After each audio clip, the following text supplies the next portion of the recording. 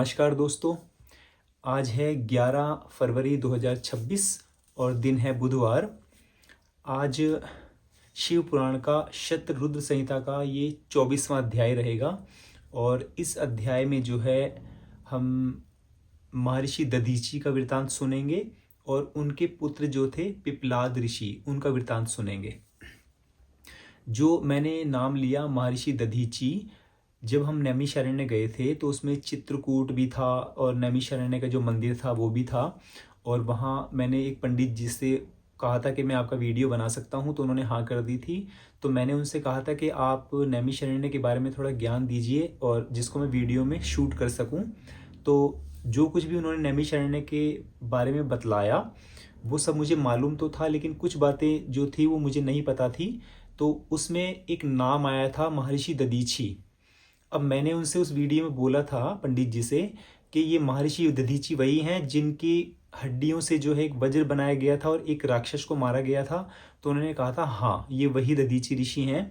तो दोस्तों, उस राक्षस का नाम मुझे नहीं मालूम था, दैत्य का नाम मुझे पता नहीं था।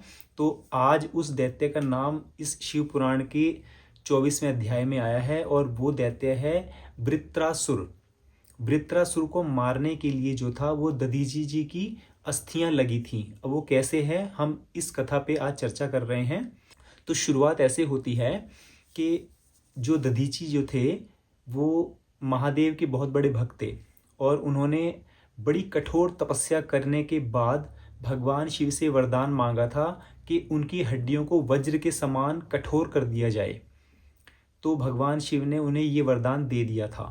ठीक, अब वृत्रासुर जो था वो सारे ब्रह्मांड पे राज कर चुका था, इंद्र देवता को भी अपने सिंहासन से हटा चुका था और स्वर्ग पर अपना आधिपत्य कर चुका था। अब इंद्र देवता जो थे वो अपने सभी दूसरे देवताओं को साथ लेके पूरे ब्रह्मलोक में घूमे थे, ब्रह्मा जी को ढूंढ रहे थे। ब्रह्मा जी उनसे छुपे छुपे फिर रहे थे क्योंकि वे इसका निदान नहीं जानते थे कि भी जो इंद्र देवता मुझसे मांगने आ रहा है मैं इसका उपाय कैसे बतलाऊं, मैं तो इसका कुछ कर ही नहीं सकता। अब देवताओं ने मिलकर जो है ब्रह्मा जी को ढूंढ लिया और उनसे अपनी सारी समस्या कही, जो कि ब्रह्मा जी जो है वो पहले से जानते थे। अब ब्रह्मा जी ने साफ कह दिया कि मेरे पास तुम्हारी समस्या का हल नहीं है, तुम अपनी समस्या लेकर महर्षि दधीची के पास जाओ, वो तुम्हारी समस्या का हल जरूर ढूंढेंगे। अब सभी देवता इकट्ठे होकर जो है दधीची के आश्रम में गए, जहां महर्षि दधीची अपनी भार्या यानी अपनी पत्नी सुवर्चा के साथ जो है बैठे थे।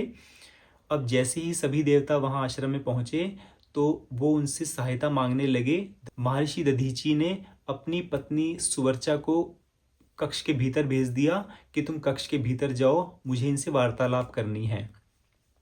अब इंद्र देवता से महर्षि ने पूछा कि भी किस अभिप्राय से आप यहाँ आए हैं, बतलाइए। अब इंद्र देवता ने अपनी सारी परेशानियां बता दी कि ऐसे ऐसे वृत्रासुर का वध करने के लिए हमें आपकी अस्थियां चाहिए। अब अस्थियां तो तब मिलेगी ना जब कोई इंसान मृत्यु को प्राप्त होगा, है ना, उसका अंतिम संस्कार किया जाएगा, तब जाके अस्थियां मिलेंगी। तो अब दधीची जी ने सोचा कि परोपकार से बढ़कर कोई धर्म इस पृथ्वी पर है ही नहीं। ये सोचकर जो है उन्होंने अपने शरीर का त्याग उसी समय आश्रम के बाहर ही कर दिया। अब शरीर का त्याग करने के बाद उनका अंतिम अंत्येष्टि संस्कार किया गया देवताओं के द्वारा।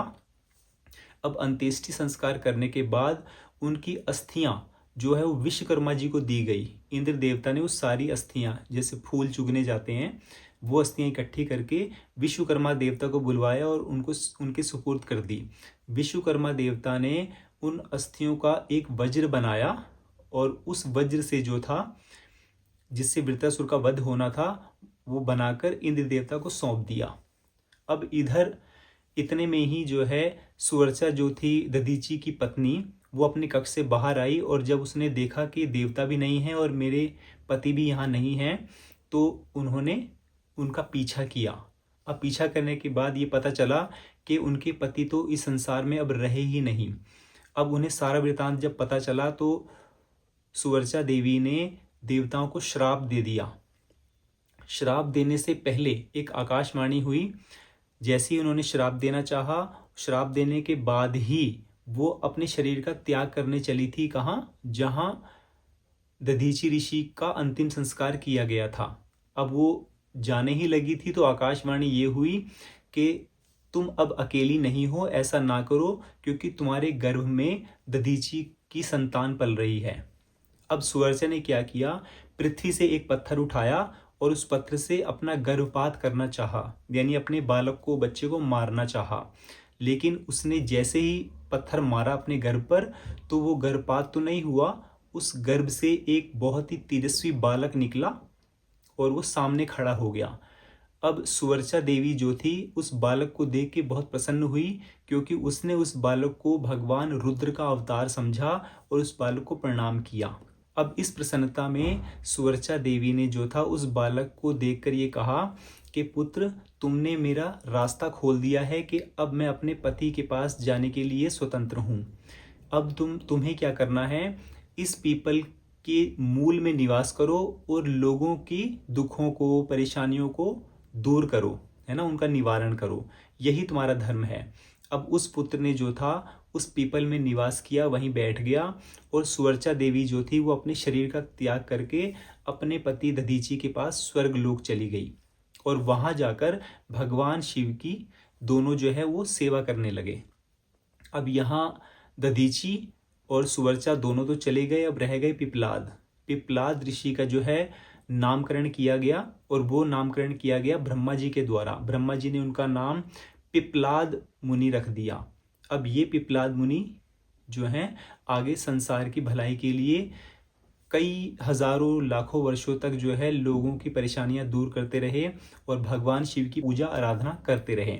जो वज्र बनाया गया था, उस वज्र से जब वृत्तासुर और इंद्र के बीच संग्राम हुआ तो वो संग्राम कुछ ही क्षण में खत्म हो गया था उस वज्र की सहायता से, क्योंकि उस वज्र को जब वृत्तासुर पर मारा गया तो वो एक ही प्रहार में जो है धराशायी हो गया, मृत्यु को प्राप्त हो गया।